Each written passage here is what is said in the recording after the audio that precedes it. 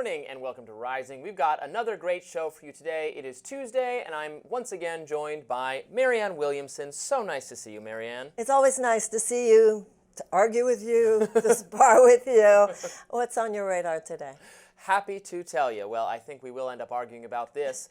USAID is on the chopping block, but all this controversial funding of foreign causes will remain in place unless Republicans work up the courage to oppose the federal spending bill, i.e. the continuing resolution or the CR.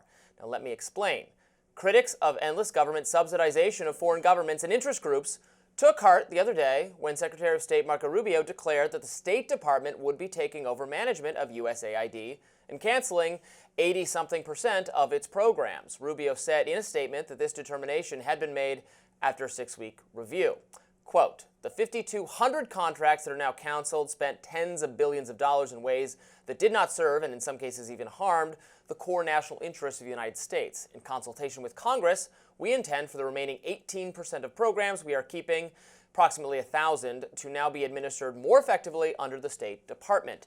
Thank you to DOGE and our hardworking staff who worked very long hours to achieve this overdue and historic reform. Elon Musk responded to the statement on X that the cuts were tough but necessary, and he was happy to work with Rubio and always believed the necessary parts of USAID could be handled under the purview of the State Department. So much for the manufactured media narrative that Rubio and Elon can't get along. The New York Times reported recently that they had fought in the Oval Office in front of Trump, which of course got its own hilarious SNL parody.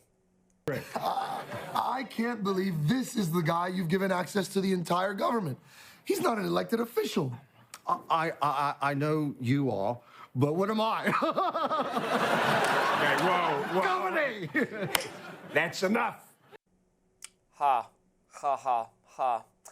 You know, maybe, just maybe, Elon and Rubio had some disagreements to work out. They did that, and now here we are. The mainstream media, I guess, just can't understand that Trump's coalition contains an actual diversity of thought, of personalities, and of approaches, and they disagree and debate with each other.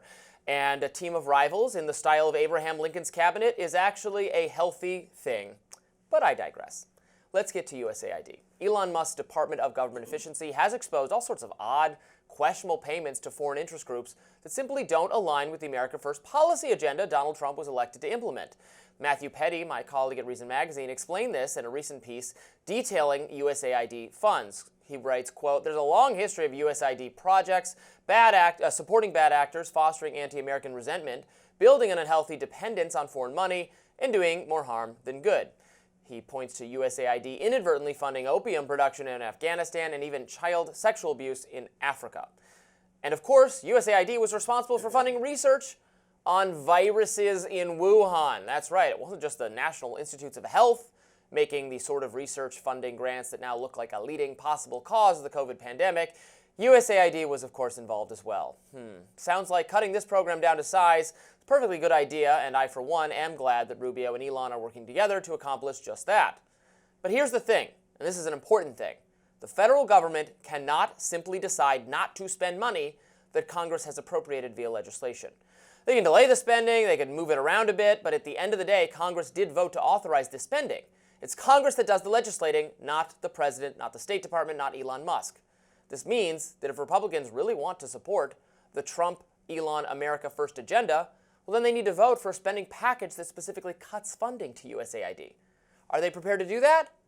Absolutely not.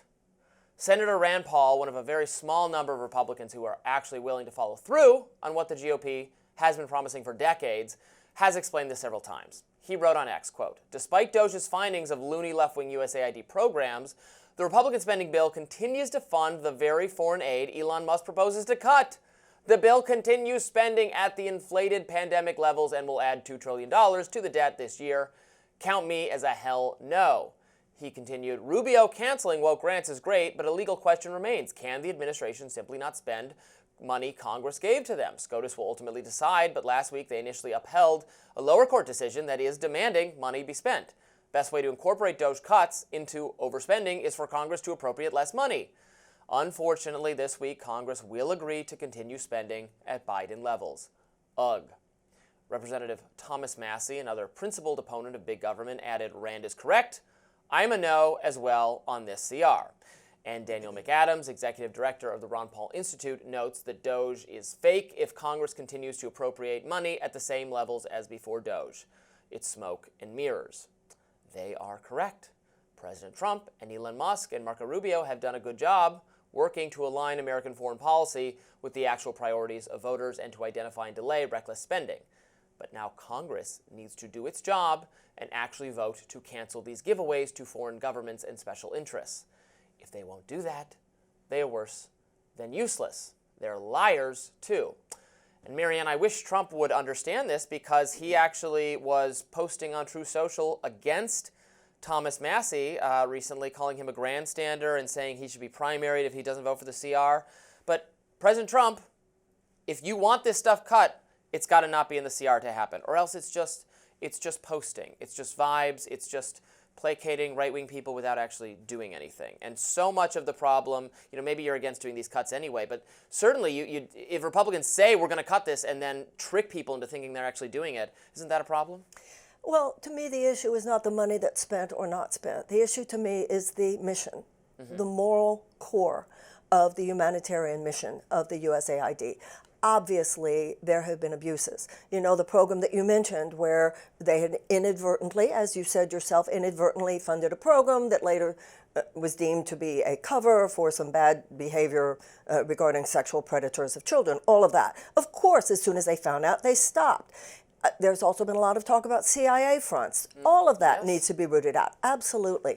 But clearly, once again, this is not just about cutting out the bad things. This is not just about cutting out the fat. This is about cutting into the bone. This is about cutting out programs that have to do with malaria prevention and tuberculosis, feeding starving people, Ebola. This is the problem that I and many people have.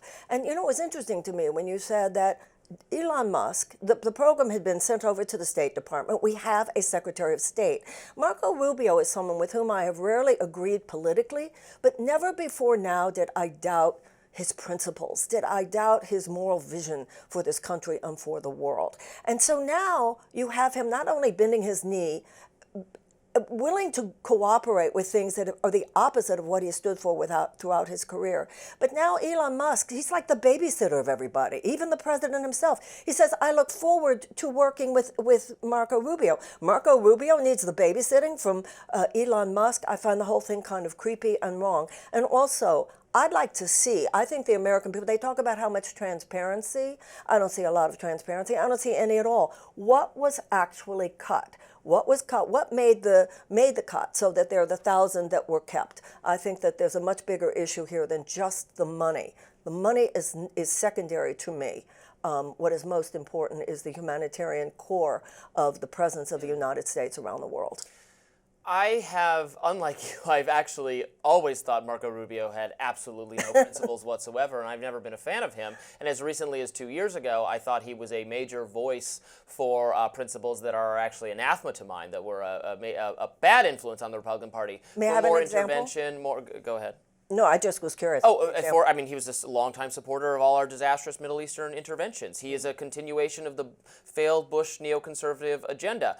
And we agree, probably, if we went through these, I'm sure there are ones we would agree on that were serving they're intended to serve a humanitarian interest. It's not the intention behind it that's wrong. It's the actual result. I mean, the intention of doing research, for instance, on viruses in China is not to create a pandemic that kills us all. It's to come up with therapeutics, or it's to further scientific knowledge. I understand that the intentions are good, but that doesn't matter. What is the result? And if we can't track these things, and the results are that people get hurt, that we fund dangerous research, that we end up enabling terrorism. I mean, there's a humanitarian mission of toppling Saddam Hussein. It's to bring peace and democracy. That was to never the a Middle humanitarian mission. Well, and you and I know that. And once again, well, that's how it was sold. Who knows what people's? I don't care what the intention is. I'm just talking about the result. The result was not humanitarian. The result was death and destruction of the people who live there, and the emboldening of terrorism. So it doesn't matter what people intend or not. You are now moving over to Iraq. I could not agree with you more. And I agree. Listen, I don't want to sound like a big supporter of Marco